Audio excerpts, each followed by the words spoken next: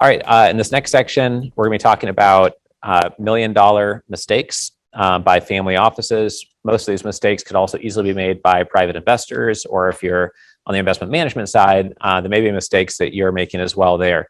The other way to look at this is how to add value to investors you're working with, if you can help prevent them from making these types of mistakes. Okay, diversification of direct investments is a big mistake. So a lot of people in wealth management are just taught all the time, diversify, diversify, diversify.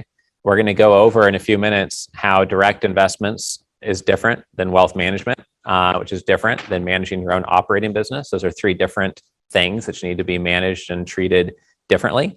And it's good to have diversification overall in your portfolio. I'm definitely a proponent for that. When it comes to direct investments, typically you want to have a different type of diversification. We're going to get into what's appropriate potentially for you, or different ways of thinking about that in a couple minutes here. But lots of family offices think, oh, we're getting diversification by investing in a whole bunch of angel investments or startups. And they're all high risk investments because they haven't been around long enough to know, oh, you could invest directly instead of investing in something that's in the stock market, but you can invest in a company that has 5 million a year in profits or 10 million EBITDA, or something that has collateral behind it and gives you a good interest rate return each year of 10%, et cetera.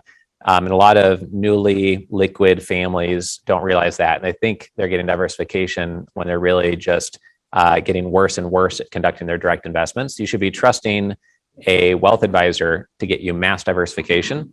And then usually you're running an operating business or two or three, or a platform of operating businesses. And then direct investments, maybe an in-between where you might use independent sponsors, go to direct to some deals.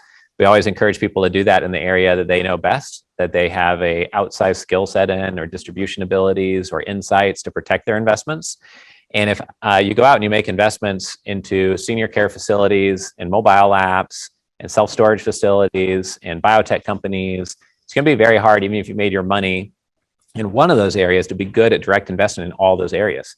But if you said, even if your background is in manufacturing, you said the future is stem cells, so I want to invest a lot and do direct investing in stem cells, that's where we're going to focus our direct investment portfolio, or senior care, or whatever it is. Even if you didn't make your money in that area, if you went to 5 conferences a year and read the industry magazines and looked at 50 deals a year in stem cells, within a year or two, you'd be able to at least separate the really bad apples from the average apples and start to move up that learning curve. But with direct investments, where you're trying to take more control on what investments you pick and choose, you have to not diversify in this area, or you're trying to move up 9 different learning curves. And there's so much to learn just about one industry that you should leave the diversification game to the professionals, and usually focus your direct investments on 1 or 2 areas where you know how to protect the downside, you know how to propel the upside, or at least you're moving up that learning curve of that industry in a more focused way. So this is something that is a big mistake of a lot of family offices, and they just go too deep into direct investments when they could have gotten the same type of average returns from a professional and in liquid assets, perhaps.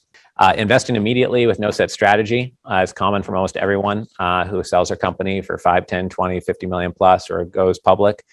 They start allocating without everything we talked about earlier, without a compass, without a plan, without their strike zone determined. And it's a very expensive mistake. We've seen clients blow $5 and $10 million very quickly from a 100 million plus exit by not having these plans in place. And they took 35 years to build that wealth. And now they just burned 10% of it right away in the first 9 months or so. Lack of team integration is super common. What happens is the family maybe likes their privacy and travel, and they hire a family office team that's remote, or they have a family office team that's spread out around the country.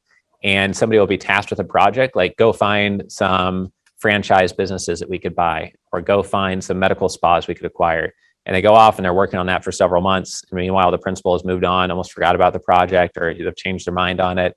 That happens more often than you'd think in the family office space, and then all their work was wasted. So keeping in communication and keeping KPIs and kind of a rhythm to the team like you would in a company is important.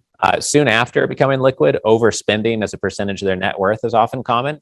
I've had clients go on $3 million, vacations for a summer, or just their burn rate's not sustainable, even if they're worth $150 million, the amount they're burning every month enjoying their life is just going to make it so all their wealth gets drained, in just 5 to 7 years. And if you don't have someone watching that or counting that, then okay, maybe you want to go have your fun for 1 year to celebrate and go around the world doing everything you ever dreamed of. but you can't be doing that forever. You'll burn through all the money you got. Similar to how most people that win the lottery are worth less 7 years later. Most people who are professional athletes are bankrupt and have no money 7 years after they're done playing. People that come into a lot of money very quickly and didn't build up wealth over time don't learn how to not lose more than you get, or don't learn how to be a good steward of their own wealth. And so that's what happens sometimes. An example of that is a $20 million residence. Many times when someone has a liquidity event, they said, oh, we're going to get that dream house now. It's going to be our forever house. It's going to be everything we ever wanted. What happens over time is they actually might end up getting 5 to 7 properties, and what they thought their dream house was is not anymore, and they got bored of it, or the kids went to school somewhere else, et cetera. And many times they'll buy the most expensive house in the neighborhood, or we had one client who did so and then lifted up the house and rotated the whole 8,000 square foot house 30 feet so it had a better view of the sunrise. And when you buy a house top of the market, it might have been on the market for 4, 5, 7, 8 years for someone like you to buy and just buy it on a whim. But then when you go try to sell it, you might have to wait 5, 8 years, and maybe no one will buy it at the price that you bought it at. You might have to discount it and eat a loss of a couple $1 million to get it off your balance sheet. And that happens a little bit more than you think. And that's why sometimes the really expensive houses take a long time to sell. Some solutions to lack of control, because lack of control can be an issue for families that it cost loss of capital and loss of money, would be to use sponsors, outsource CIOs, et cetera, so that you have the right type of control that you want for the right type of your portfolio. Your operating business, you want the most control. Direct investments, less control. And when you diversify something with your wealth advisor or multifamily office, perhaps you tell them what industries you really like, or that you love Costco or whatever stock, but then otherwise you let them do their thing and diversify. You have to get that level of control right at each part of your portfolio. Making sure you have clear communication guidelines with everyone in terms of what control you need internally, and use software and KPIs. We use Hubstaff so that people working remotely log in. It takes random screenshots of their screen while they're working, and we've done that for a decade before they were working virtually. Did it in our office as well. And that way, if a salesperson's numbers fall way off, then we can log in and be like, oh, okay, they didn't make any phone calls. Maybe something's wrong. Maybe they're out sick, et cetera. But if their email history shows no sent emails and there's no phone calls made, and Hubstaff will show they're on eBay and Facebook all day, then it becomes more clear what's going on, right? So just kind of we don't have time to check it really, but if there's an issue with performance or someone showing up, then we can zero in and look and get transparency instantly versus just not wondering what someone's doing virtually. And while running a family office, that can really be helpful.